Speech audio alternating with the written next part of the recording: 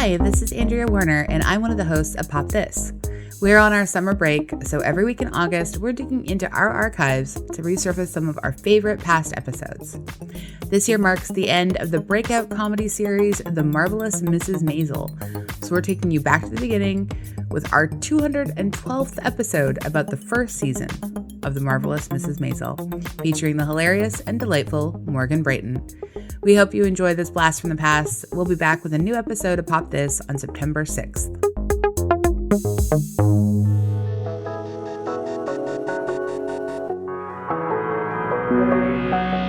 You're listening to Pop This, the podcast where two women talk about everything pop culture.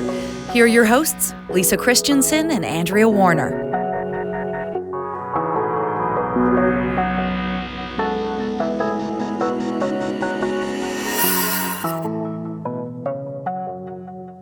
So here we are, just into January, and I want to know if you made any resolutions. No, I don't do resolutions. It's just not my thing. Because you're so perfect, really. No. I mean, there's nothing really to improve on. There's literally nothing to improve on. I am just a goddess. No, I just like resolutions feel to me like people that is like where people like make promises to themselves. Like weirdly enough, like. And break them immediately. So many resolutions are also so diet-based, and I'm always like, die. Just don't diet, just die. And that's also harsh feelings, but that's how I feel. Maybe you should make a resolution to be kinder to people in the new year. Refuse. Okay, totally refuse. She's kind of just not. spitballing here. It's just fine. No, it's so weird because I think I'm still in that mind frame where September feels to me like the beginning of a new year, even though I haven't been in school in like 18 years. Yes. I have the same problem. On that same line, do you also think that you should get July and August off, even though you have not for decades? Right. Every year I'm like, oh, this is going to be great. All summer, nothing to do. And what do you mean? Do you need to go buy loose leaf paper in September? Right? I love getting new stationery in September. Yes, that's I always do. like honestly, when Muji opened up in Vancouver, Muji stationery, so great, guys. Yeah, so no, great. I've got some. The summer months, I guess because I always hated the sun, I was always just like, keep me in a library. That's all. I'm going to sign up for every day camp that has me looking through the like folios. That's all I want. The folios. That's quite a summer camp there. Gee, I'm surprised I never signed up for Folio that summer one. camp, you know. Folio summer camp. Learn the Dewey Decimal System, What was kids. the camp song at Camp Folio? Paper cuts are fun. Let's head down to the stacks now. Oh my God. Making out in the stacks at a summer camp would be such a great time. Honestly, that's what a dream. I am writing a teen romance right now in my head. Or you could be writing the beginning of Ghostbusters when the witch or the big ghost comes out of the stacks, right? Yeah, no, you're right. That's right. Yeah. Okay, it's already been done. All right, I don't so think there was a lot of making out with that ghost. So I think you're still good. Yeah. No, yeah. I mean, unless your version of making out having ectoplasm vomited on your face, which I'm sure is someone's kink. That can be That's fun. fine. Yeah, we don't judge. So resolutions. Yeah. Yeah, no, not for I me. don't. I mean, That's a long answer to your very simple question. Yeah, I like just the idea of like a new daytimer. Oh, yeah, I still like buying a Moleskine daytimer. Yeah. 1 page per day. Sure. And but I always like kind of use them backwards. So, wow, I got some good body language there. Like, tell me more. Do tell. Morgan needs Color more me information. intrigued. So, I mostly use my phone to remind me of things. As I do. Yes, I know. Yes. More recently. Sure. I would say. There's been some. I often have I Lisa's picked up on schedule that. in my head as well as my own. So, There's a few issues there, but I've been working hard. I've been better. You've been great. I've been great. Okay, Yeah. well, great. But anyway, I try to use my phone, but on my daytimer, I try to like think back of the things I did and like write down what I spent money on. Did I remember? Did I do that thing? So I use it kind of like a way to like celebrate my achievements, even if they're extremely small. Like That's nice. put That's out good. garbage, Yeah. as opposed to put out the garbage. I put out the garbage. It's like a diary of your day. Yeah, it's like a diary of my day without like the usual diary that I write, which is just, here's how you failed again. These. It's like a reverse to-do list. Yeah, these are the things you succeeded in. That's That's great. so good. Yeah. So you can write those, like, I got all of this done today.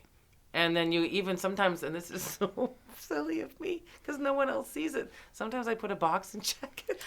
I love that. But it's a day late. That's it's fine. like from the It's day satisfying. before. It's But then so I forget satisfying. later when I look back. And so there I am in February remembering everything. Like those boxes are all checked. Like, I really took the garbage out that day. I took wow, you made that sound like No, like, yeah. Sexy? Was that what you meant? yeah, something happened there. Like You love a checklist, right? I love a yeah, checklist. I do the same, and I do the little boxes, and then I get so mad if I haven't put something on my list, and then I do it, because then I can't check it off, and so then I put it, and then I add it. see, and then you cross add it, off. yeah. Yeah. So I think I'll just do the same thing every year. Yeah. I make the same resolutions every year. I always say it's like Daft Punk, better, stronger, faster. That's nice. Do you make resolutions, Morgan? No, I mean, I do. I plan to in like November, right? I'm always like, okay, December, I'm gonna get all the stuff done that I didn't get done, so that I go into the new year just ready. All my stuff is done, fresh. Yeah, that's never happens, and that's again this year not happening. I'm debt free. That's never happened Yeah, to me either. no, none of that. No. None of that happening. Yeah, I used to, but no. Now I'm just like, oh God, let's struggle through another year. Well, you're still here, and that was pretty good. Right? Right? Sometimes that's the... I put a Put lot that of on my stock to-do in the lunar new year sometimes because I like that it comes with an astrological bend for me. And so it's always like entering like the new Where's year. that? Like in February, like, the year of the horse. The year of the pig, like, that. right. Yes, I okay. really like that a lot. And so I like to find out sort of like what do it people means. make resolutions? Is that a... I don't know. I practice don't think with I don't that? know if people make resolutions. I just like that as like a time of year to be like reflecting on what the year ahead's going to look like for me. Oh, yeah. Like sort of thinking about like as a horse, how will I function in the year of the dragon or whatever Right. the year is that we're having. And you know what? I should do more of that because that really does kind of get rid of the idea of making resolutions because it's already been planned out. Right? Like, why should I bother? It's already written in the... I'm either going on the to moon. travel or get married this year or I'm not. Right. So what is the point in making that a resolution if it's already been set? I mean, if you're making resolutions to get married, don't get married. That's my one. But what I really like about those horoscopes, those particular ones for the Lunar New Year, they're Yeah. very specific. Yeah, they're quite You will specific. travel a lot. It's a good time to open a business, generally, or not, right? This is also a good time for marriage and children. It'll always say that. One of my favorite things for the last several years on LaineyGossip.com, Lainey's mom has done Lunar New Year horoscopes for people. And they're very good. And this past year was her last one. But I love going back, actually. This sounds so dorky. But I love going back and rereading all of her mom's horoscopes for all the years. And just thinking about, like, what did that year look like for me? It's kind of that retro, retroactive to-do See if list. it was, like, it actually worked. If there was some stuff that, like, sort of resonated, or if it didn't, whatever. But, like, it's always very... it's always very specific and practical and like not always lovey-dovey at all. It can be harsh but fair.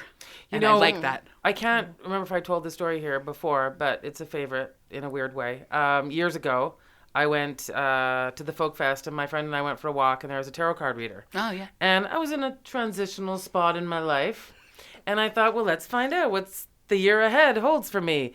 And my friend was like, do you mind if I watch? I'm like, no, that's fine. I mean, I'm going to tell you anyway, and you'll see what happens. And so we shuffle up the cards, and every single card had something to do with work. Oh, yeah. And I was like, or love, and he'd be like, Nope, this is work. And it was so dreary that my friend was like, I might. I'm like, I'm giving you insight into my personal life, and you're bored. Yeah. You are bored, and he looked apologetic. Yeah. Like, I'm sorry. And I'm like, don't be sorry about telling me about my life, because that's really creepy and mean. And yeah, we're all sorry, buddy. Here's your $20 or whatever. And Unfortunately, or fortunately, if I could find that man again, it was exactly my year. Really? Oh, wow. Like, that is it. All pretty it good. was. I mean, they were good work achievements. Sure, yeah. They were fine. Like, but it was that. It was only that. Honestly, like having one area of your life not be complete disarray, that's okay. Yeah, no, and you know what? You're right about that. Like, every single card was some sort of, you're very balanced and together now.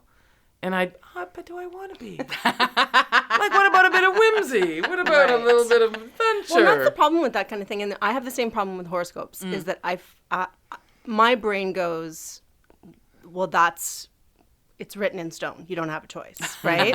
And so if it will say, things are going to be tough until the 15th, then you just don't be around me until the 15th because I'm going to be a monster. I remember actually as a teenager. Yeah. As a teenager, one time I read one, this would be a very tough month for you or whatever. And I remember having this total meltdown and crying, and my dad trying to comfort me. And I was like, I'm just having a really rough month.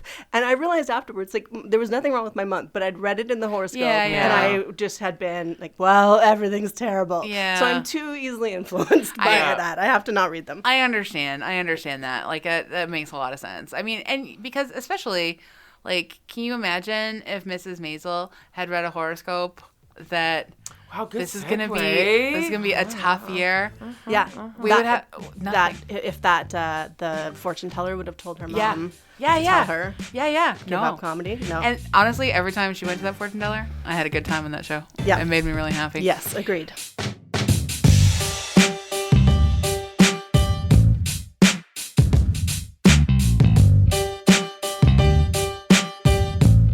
What a segue. I'm Andrea Warner. I'm Lisa Christiansen. You're listening to Pop This. And we are talking about the marvelous Mrs. Maisel. And we're so excited to have the marvelous Morgan Brayton join us. Wow, that's nice. That worked really well. It did. I wish that I still had my name tag. When I was 16, I worked at Marvelous Muffins, which you might remember. I remember them. Marvelous. Yes, and I had the 3 M's, Yes, and I had a name tag that said Morgan. Oh my God, that's so cute. Yeah. That's great. Yeah. Oh, wow. I was a comedy writer even then. Yeah. I'm never getting rid of this. No, you should. I should have kept it. Well, let's make you a new one. Yeah, let's do it. It's totally fine. I'm going to read Morgan Brayton's bio. Morgan Brayton is a writer and performer who lives in Vancouver with her wife and an excessive number of cats. How many? Well, right now there's only 7. There have been more. Only 5 of them are ours. Okay. All right. A Canadian Comedy Award nominee. She is 1/4 of The Lady Show, which is the best, and we love The Lady Show here. A winners of the Best Variety Show at the Vancouver Comedy Awards and Pick of the Fringe at the Vancouver Fringe Festival. Morgan, thank you so much for coming. Thank you so much for having me. Thank you for dressing up in a beautiful frock. Thank you. Such a beautiful frock. And the Maisel coat. inspired the whole outfit for thing. you. Thank you. I'm so delighted. Thank you. Yeah. I'm happy to delight you. Thank you. I'm also really excited to talk about Mrs. Maisel with a comedy professional. You're choosing those words carefully. I am not choosing my words funny carefully. lady. I am enunciating it with purpose and jokes meaning. and everyone laughs. Comedian. A comedian professional. And E at the end. A comedian professional.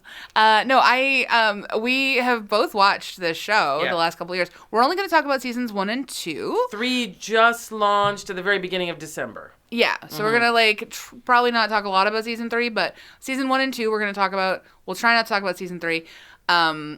Namely, I have not seen it. But if Morgan and Lisa want to talk a little bit about it, I'm not going to throw myself against them. I've only seen half. Okay. Yeah. Great. But we'll talk about season 1 and 2. We'll talk about Mrs. Maisel overall. And we haven't talked about it yet on this show, which is kind of odd for us because honestly, our second episode was about the Gilmore Girls. Yes. We have definitely done we did the Gilmore Girls, reunion Netflix show, thing, the Netflix comeback or whatever.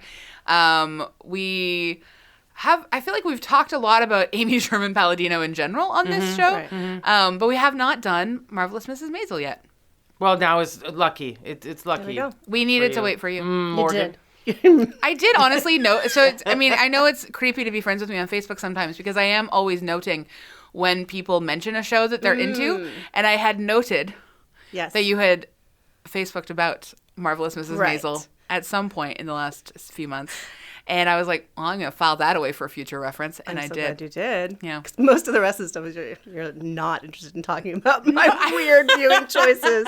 You have 8 cats or 7 cats. Yeah. Oh, that's for the record. I don't know all your cat names, but my favorite cat name was the hairdresser I had, and her cat's name was Debbie.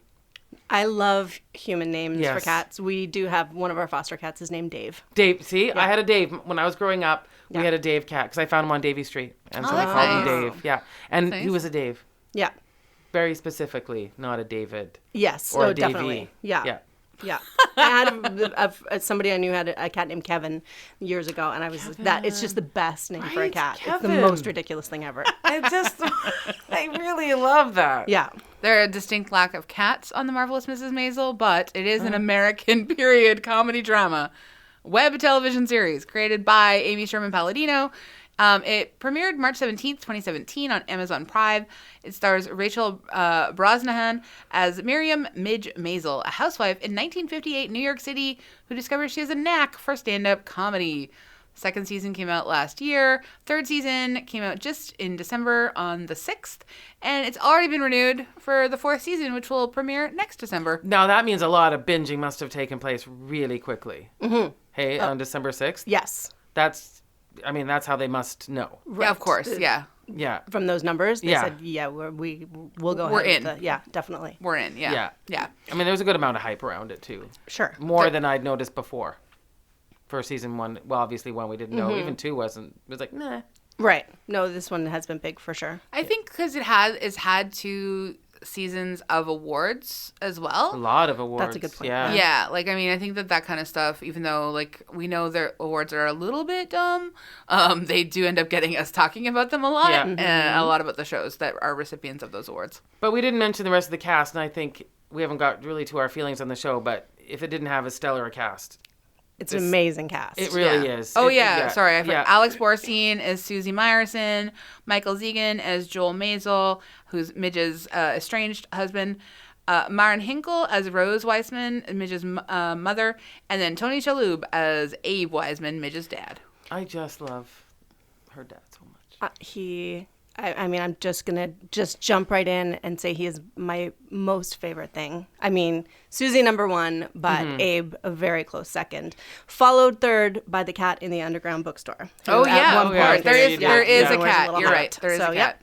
I don't know the cat actor's name. No, but yeah. But you know what? I forgot about that cat, and that's shame on me. I'm here to remind you of all things cat. Thank you. It's I mean, what are your what are your major thoughts? I really love the show. It's kind of, I feel the same way that I used to feel about Woody Allen movies, about Marvelous Mrs. Maisel. It's a world that I am not, I haven't spent time in New York. I am very much, not Jewish. Yep. And it's this world that I don't know anything about that I can escape into, and it's for me it's almost entirely escapism. It's really, I would say, 90% about the outfits.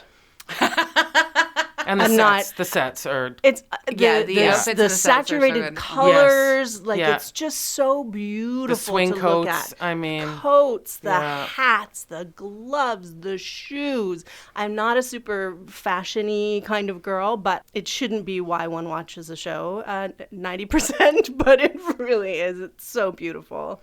It is such a beautiful show. Like I do think like I remember watching the trailer for the pilot before and finding out what was coming and being I think it's set to like a musical number the very first and I thought that there was going to be I thought it was going to be both a musical and a stand-up comedy show, and I was like, how do all my favorite things come together? What is happening? And it does not have musical numbers so much, but It has that tone very It much, has a though, that tone. people Yeah, it could does. break into Yeah, I song know. and Yeah. you wouldn't we'll bat an probably eye. have a musical episode at some point. I would assume, yeah, Yes, to yeah. God's ears. That'd be Wow. great. But I do like. I think like the first season of it, particularly, I really enjoyed. I thought I like. I don't think we get enough like early feminist fantasy shows, like, 1958. There's going to be sort of like a little bit of, particularly for a character like Midge, who, is 26 or 24 or whatever, and already has 2 kids and has been married for a number of years. But to see like this like hyper competent, confident, cool woman who is so supportive in a really meaningful way of her husband, then get the chance to sort of be her own support system. And have this like giant sort of like reveal to herself of like this almost superpower. Like, that's a fairy tale I can kind of get behind. It's funny you say superpower because I think she's almost a superhero. I had that thought previously, right? Yeah. She's so good at so many things. A lot of it is just entitlement and white privilege. Sure, yeah. But a lot of it is, she cooks all the things great, and she knows the right thing to say, and she knows how to talk people into this, and she's the, the perfect staff member and all those kinds of things. She's just really good at everything. Yeah, she's got a super foul mouth. And so and funny. is so funny. Yeah. Like, okay, for as a comedian, how does... Like, it seems, I watch a lot of stand-up. Yeah. It seems really funny to me.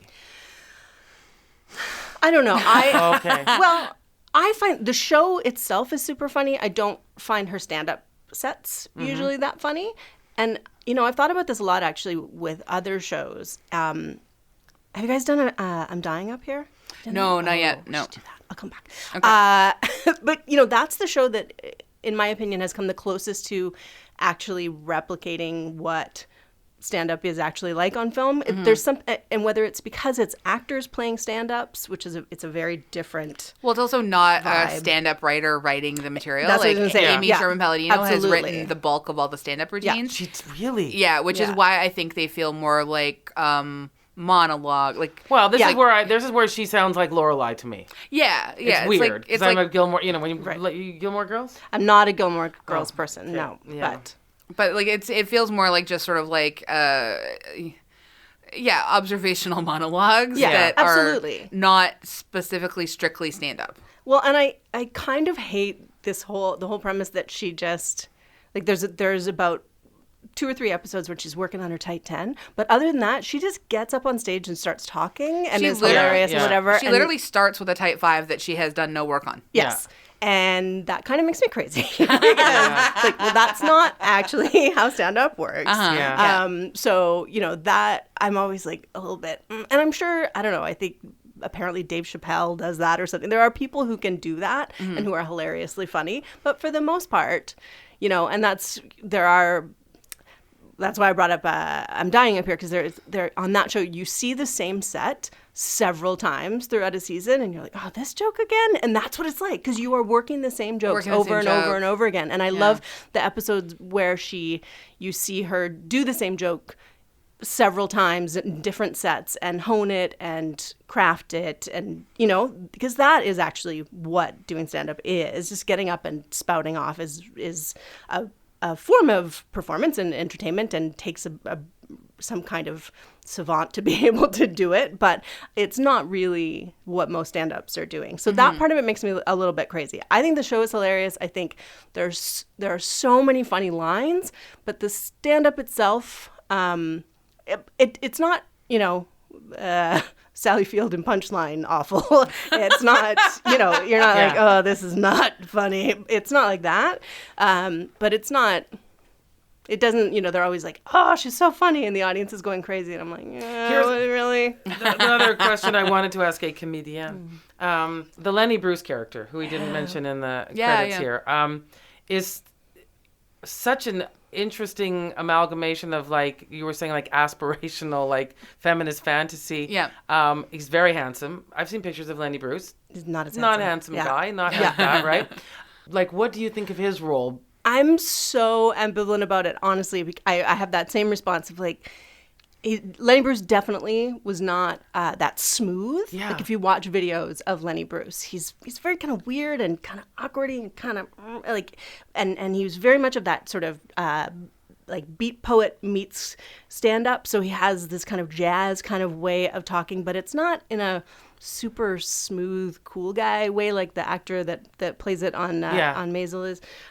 So I'm always kind of like, well, this isn't really. And then I go, well, just don't think about that it's supposed to be Lenny Bruce. It's, like you say, an amalgam of different characters, etc. But it's so interesting to have. I mean, I guess they're establishing about obscenity laws and the history of Lenny Bruce and giving her a champion, of course, to defend her and support her. But it is a bit weird, and it's a bit weird to have some. He's about.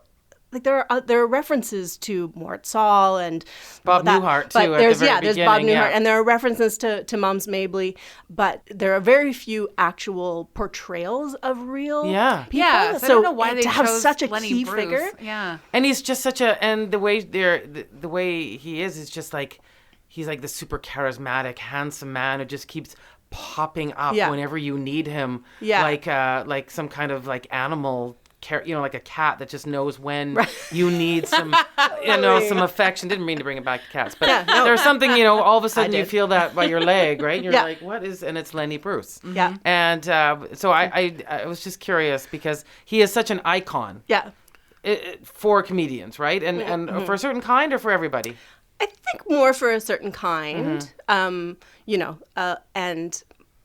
a lot of the people for whom he is an icon, I think, I always say, like, Lenny Bruce would kick your ass if you heard most of your jokes, Like, it's a very, like, I'm a truth teller, man, and that gives me license to say all these super I use that as my way to things, get back at idiot men on Twitter who are always defending like some jerk for some stupid joke. I'm like, you're not Lenny Bruce. You're no Lenny Bruce. I know Absolutely. what you think. Yeah. You think you're, like you say, you're really truth telling teller. it like it is. You're not Lenny Bruce. Yeah. Do you know how many people have been Lenny Bruce? Lenny Bruce. Yeah. Absolutely, yeah. Yeah, okay. But I still like his character. Yeah, no, definitely. And it is interesting. World. It is an interesting sort of, he's like what's the phrase I'm looking for? But it's more than a change. He's like a kind of an angel figure for her. Yeah, the guardian angel in a weird way. Yeah. The comedy guardian angel. Yeah. And he also, what I like about his character, at least so far, because I haven't seen season 3, so I hope I'm not wrong about this, but he's never tried to sleep with her. Yeah, no, he's never is a very sexualized specific, her. He's married, isn't because he his is wife married, yes. Yeah, but I don't think I'm trying to put on a poker face so that I don't give you anything. Thank you. Does not mean he doesn't, does not mean he doesn't. I know. I'm telling you nothing. In seasons 1 and 2, at the very least, there's no sexual element to their relationship. Yeah. And we just talked about this with The Holiday in terms of like having a older male figure in your life who does not try to sleep with you. What a nice thing.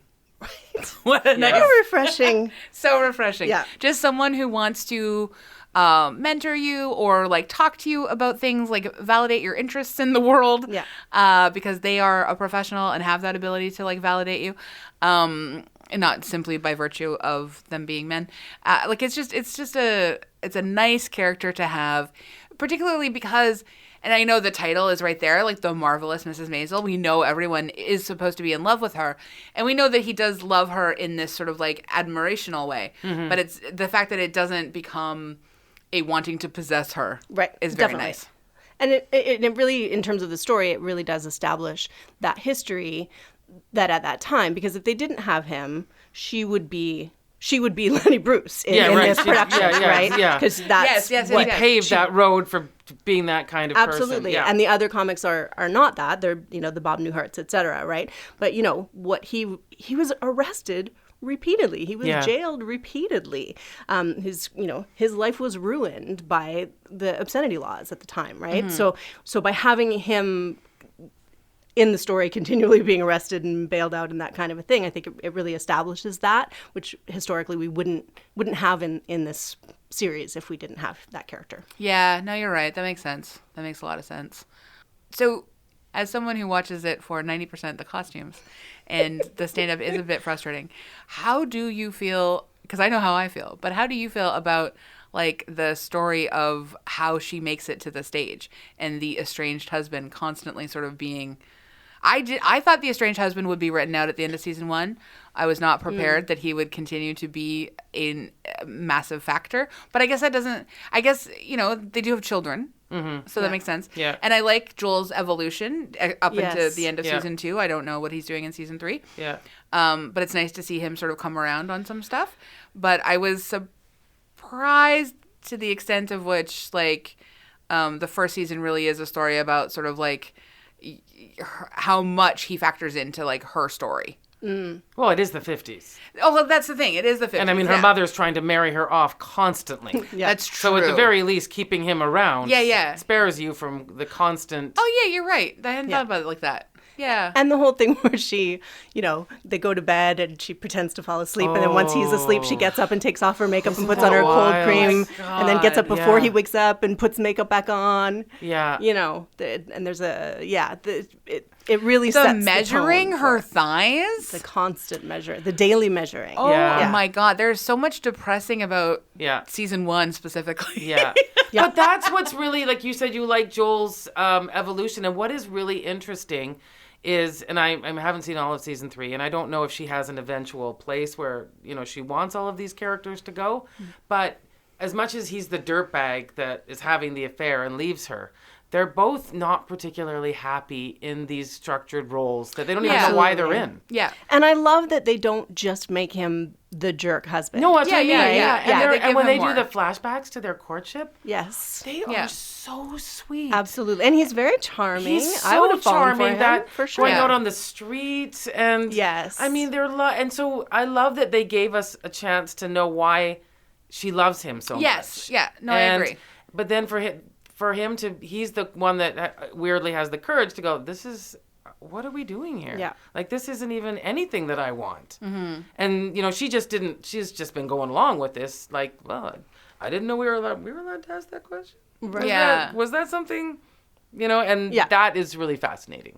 That is really fun. No, you're right. Well, and it establishes the idea of comedy as a career as well, because he's saying, when that breakup scene when he's packing his stuff and he's like, "What did you think we were doing here?" And she's like, "I thought it was fun. I'm making notes and making a brisket and helping you." And he had it in his head that he was going to be this comedy star, and he has the realization that that is not a thing that's going to happen for him, which then sets up the idea that this will become her career, not just a fun thing that she does, not just her like dance class or dance lessons or whatever. Right? Yeah. And his support. I mean, at first it's very like bad, he is being horrible, and now to this, you're the best, and it's an interesting to have to be that man, to have to stand up and support this woman. Well, and I guess that's what I do like. I like how the story has given us time to feel invested in that particular relationship in a way that like other shows probably wouldn't. And I think they've done a lot with Joel that's like, I mean, a lot of credit to the actor, frankly, for doing that kind of like that job to be able to sort of make us, I don't know, just like make us sort of, even though we don't care about his comedy, we care about his relationship to Midge. Yeah, and I'll have to say, the biggest thing I like about this show more than anything else is the fact that we don't have throwaway parents. Mm-hmm. Because I have seen so many shows like that where they're just the old people that are in the background. Yeah. And I love these fully formed, interesting parents. Joel's parents too. Yeah. I love them. Everybody's a character, though. Yeah, everybody gets every single something. Character. Some kind of part, and I especially loved when he was living with that woman and he brings her for dinner. Oh my God. And the mother's like, "Oh," having such a, and then she's like, No. While they're in the bathroom, the dad says no. Yeah, and then no. she comes back and it's no. Yeah, and absolutely. I just love that we have these fully, her parents have lives, the beautiful Paris story about her. Again, another woman going, what am I doing here? How did this become my life? I do not remember signing up for any of this. So and I love Abe that has we have his, them. I think, all of them, they're all trying to figure out who they are. And how to be more themselves, right? I mean, obviously that's the main storyline with Midge, but all of the characters are. Like even Imogene and Archie. Even, they're secondary characters, but they all have these, trying to kind of figure out their place in the world. And also, and I think this is where the relationship with Joel and Midge comes in as well, is it also establishes the changing times, because instead of, he takes care of the kids and, that kind of a thing. And they there's a whole divorce thing that is untypical of that time. Yeah. Right. Yeah. So the idea of having more of a partnership rather than the man and the little lady relationship is really is it stands out as different and as a sort of harbinger of how the times are changing, I think. Yeah, and also watching Rose when she came back and took the courses and being so disappointed with the way women were treated, and he has to stand up for her. Like it's much more like Mad Men. Every episode after, I felt dirty and needed to cry. Right. But I watched all of them. Yes. Oh, yeah. But this one, like you say, it's so beautiful. Yeah. So watching all of these truths and things is just like so much nicer. Yeah. I want more for Susie, though. Like, Susie feels shortchanged in seasons 1 and 2. I hope that maybe that'll change in season 3. But at the very least in seasons 1 and 2, I really like Alex Borstein. I think Susie is an interesting character, particularly, again, of the time, like speaking of that time and sort of that sort of genderqueer dressing and sort of, we haven't had much interrogation of like what her personal and her life is. The show. Whoa, what do you mean? We have that big long when she goes to meet her brother and sisters and. Oh no! Then we finally get to get to know her, which is great. But we don't know about it's never said whether she's queer or not. Yeah, we don't know about her intimate She's life. addressed that this year. She was asked specifically that question. In season 3? No. In the actress Alex playing her saying that people are what's going on with this character, and she's just very much just saying that it's not interesting. It's not interesting to her. This is not something that she wants to do. Everything is she's just very driven, and it's not. I mean, I don't know. I don't know where she got that. If she got a chance to create a character, I don't know where that came from. But that's what she said. Which I have mixed feelings about because, on the one hand, queer representation is important and I kind of want to have more, I kind of want her to be and for that to be addressed. But on the other hand, I don't because I just love when people get to be queer or not queer or gender nonconforming or just dress like Valerie Solanas for no reason. I'd like that to not be addressed. Just, it just is. Yeah. And she very much, like Susie just is. And Alex Borstein does such a great job of just embodying that character and the juxtaposition with Midge and her fanciness and her perfectness. And it's just so beautiful. Their friendship, the lines that off each other. relationship, yeah.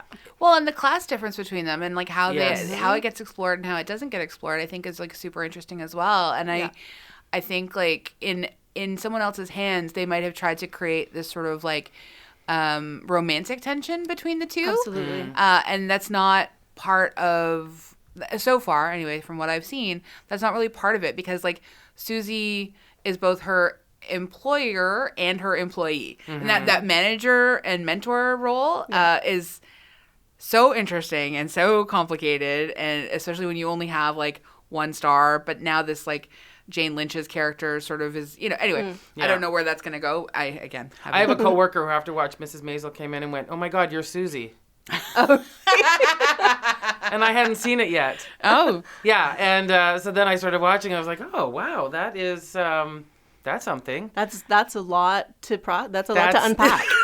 Really, you need to take that friend out for a drink and ask a few questions. Yeah, I mean there's elements of Susie, I think, in you for sure. Yeah, no, I can. I wasn't like I was what? It wasn't of course, completely out of left field, but it was. People weren't like, you're the estranged husband. No. Yeah, no, and they didn't say I was Midge Maisel, that's for sure. So, which really would have been weird, much less than Susie. No, I could see it was quite fun, and I wondered if there are a lot of. Like, I mean, I think mostly what he was just getting at is I do dress androgynously.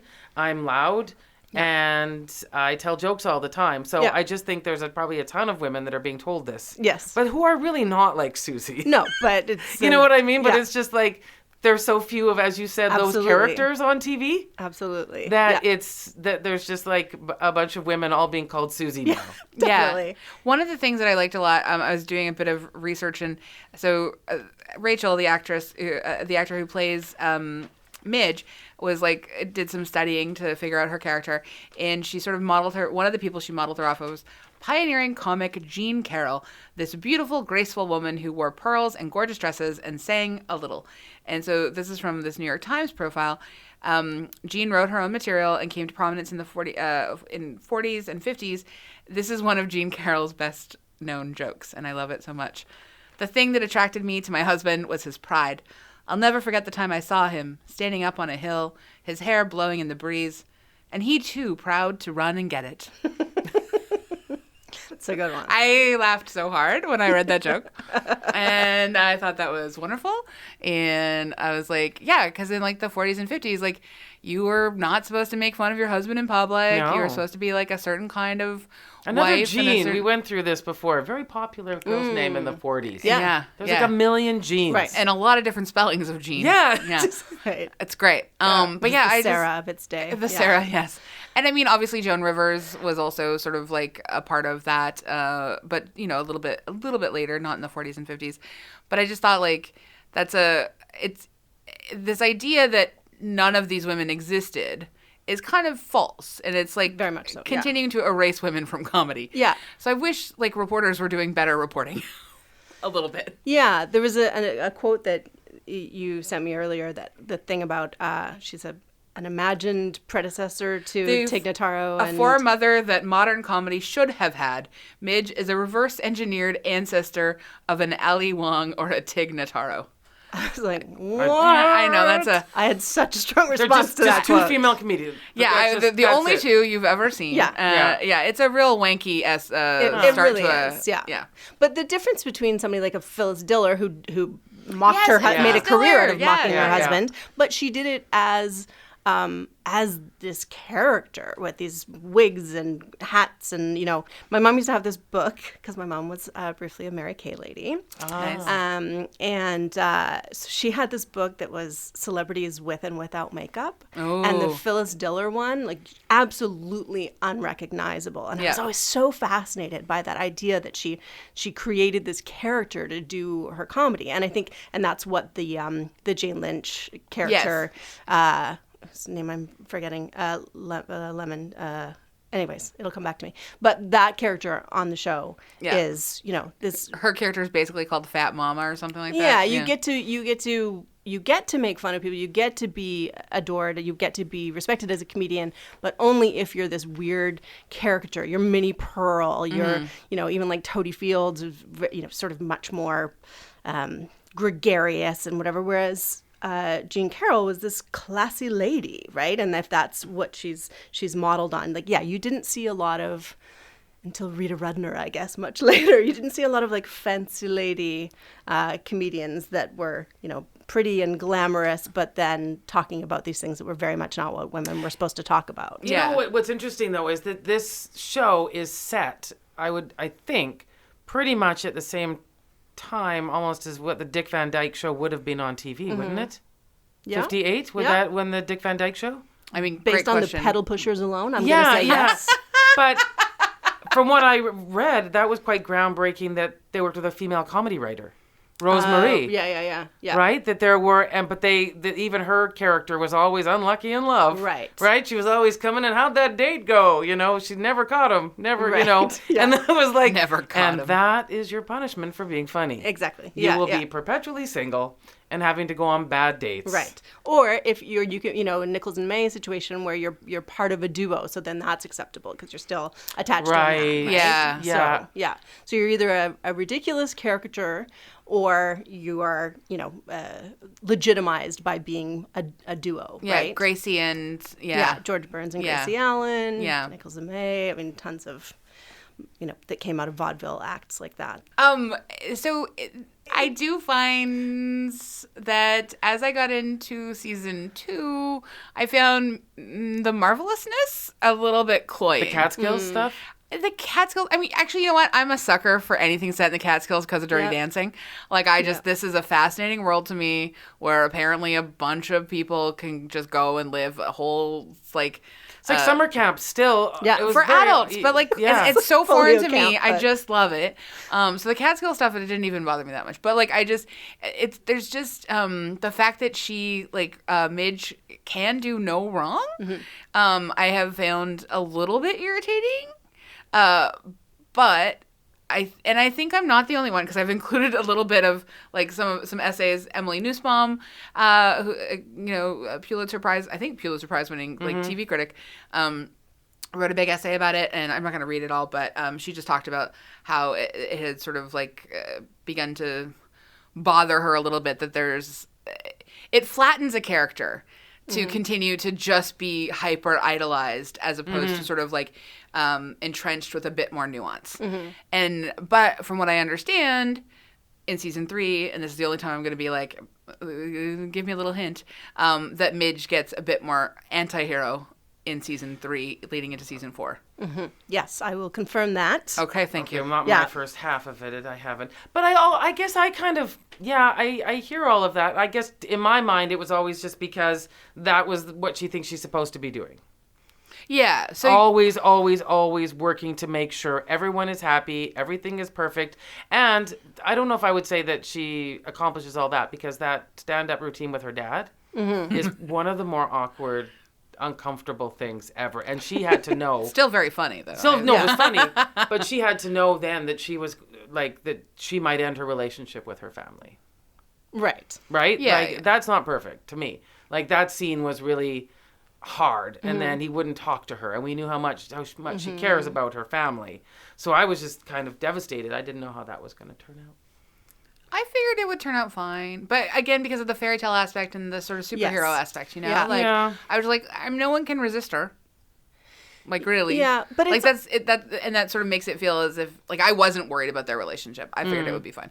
It's on the one hand, I think, quite refreshing to see a female character that is as confident as she is. Oh, I love that. That bounces back as quickly as she does. But on the other hand, I'm a little bit like, well, all right. First of all, her ratio, like, I think she bombs twice. Yeah. Which is not, those are not accurate numbers.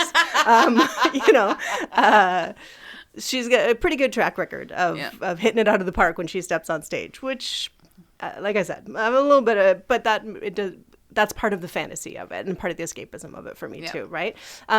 But she really does, even when she like almost wrecks her friend's wedding and the thing with her dad and all that. That wedding was terrible behavior. That was first season though. She was like, I'm so sorry, and then the next day everything's things don't keep her down for very long, and people don't stay mad at her. The show is she's marvelous. Marvelous, exactly. Yeah, we both just marvelous. That makes sense. I get that, and I do. Yeah, and I think it's just I want to maybe this is why I haven't jumped on season 3 though. Is like that I'm just like I'm gonna wait until I'm in a space where I can tolerate all of the sugariness of, and I think because like particularly the oh my god, Zachary Levi's character in season 2 and how I keep calling him Shazam because I love that movie so much.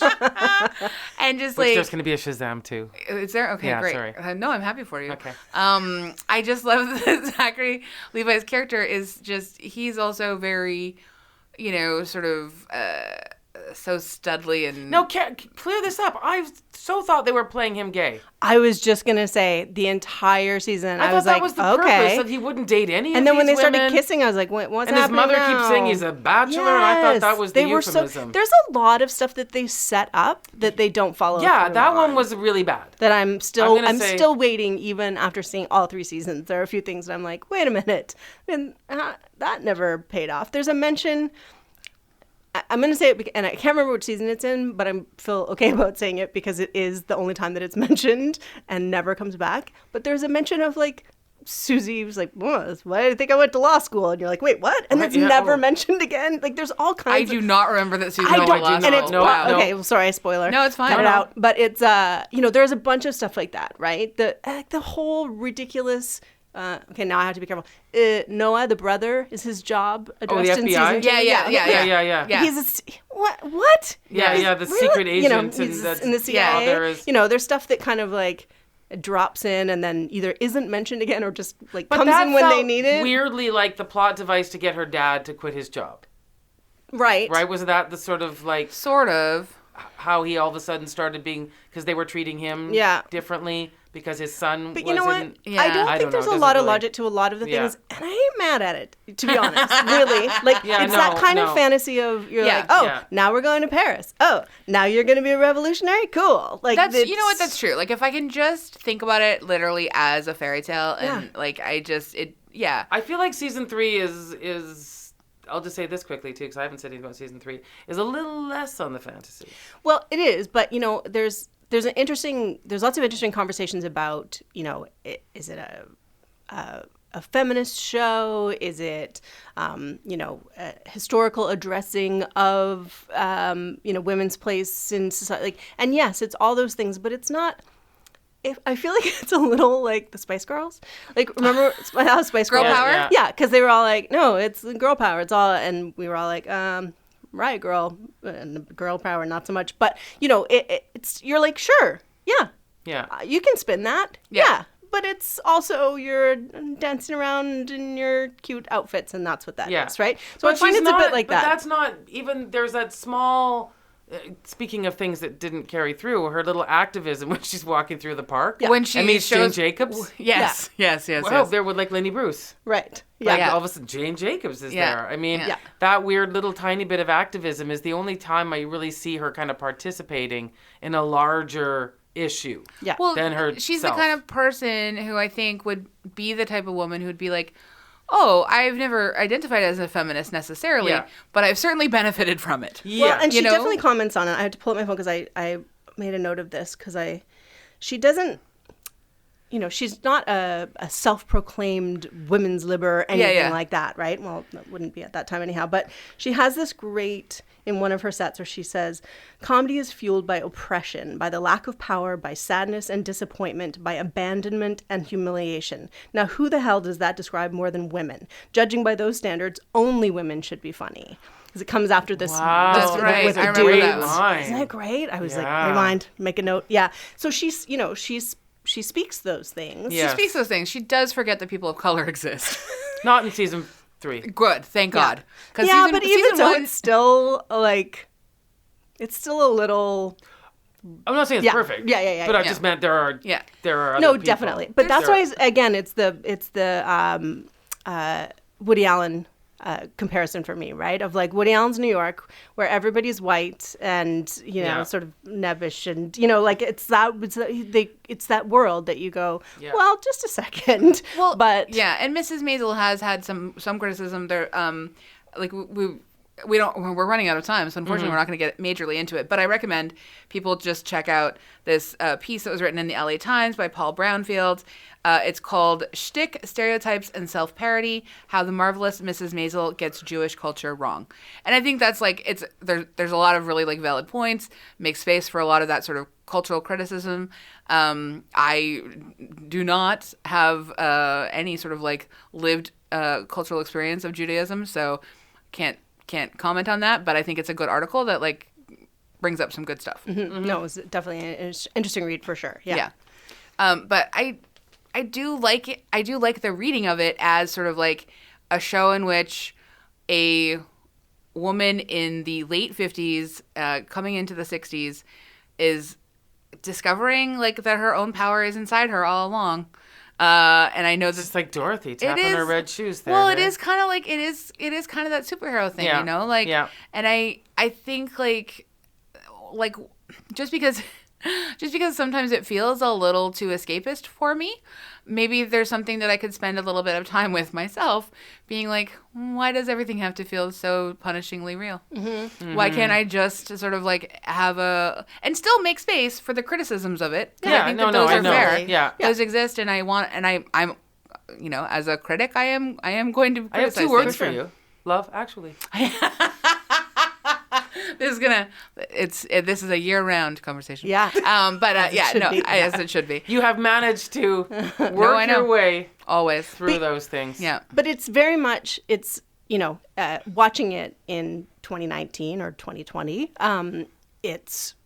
there's lots of stuff that's relevant to women today, for sure. And I always love when we look at historical things and we're like, oh, that's exactly the same. Or comedy hasn't changed much for women, or, those kinds of thoughts.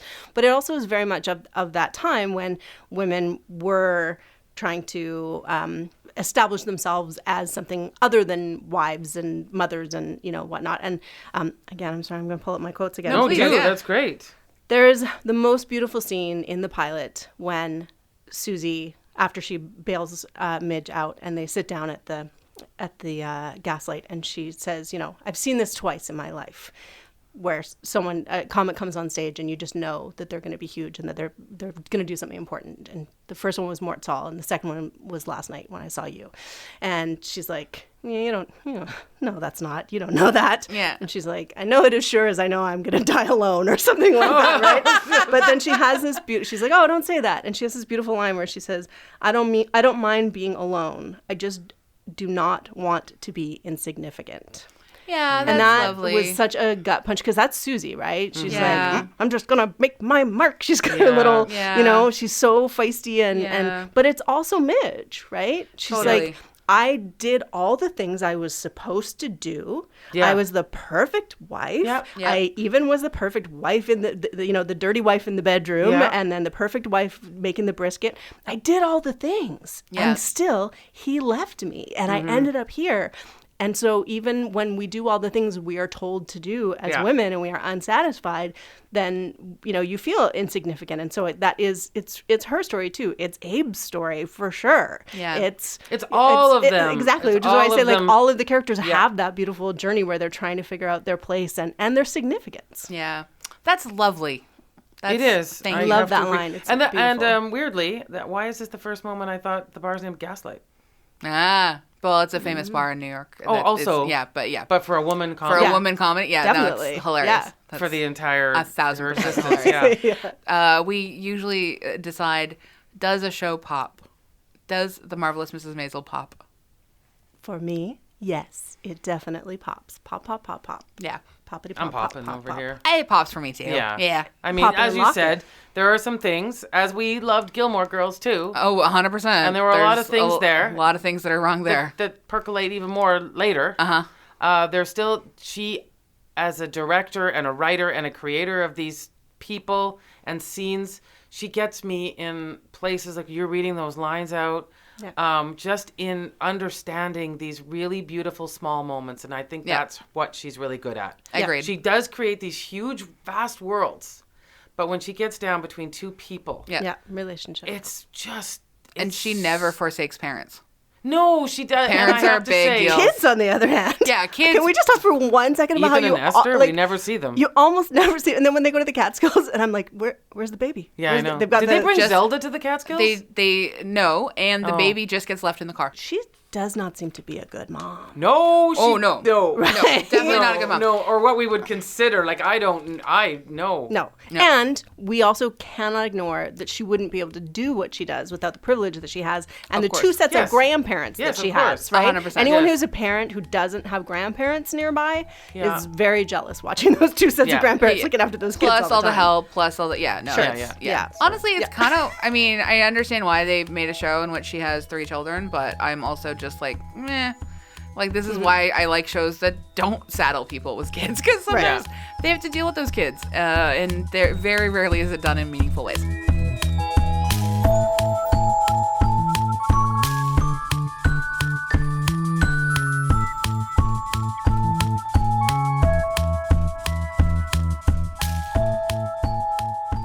Thank you, Morgan, so Thank much. you for having me. So good. Morgan. We love we love to leave our episodes on something we recommend. Can you please tell me what you would like to recommend? I sure can. I can recommend the book that I'm reading right now, which is by my lovely friend Bill Richardson. Oh. And it's called I Saw Three Ships, and it takes place in the West End of Vancouver.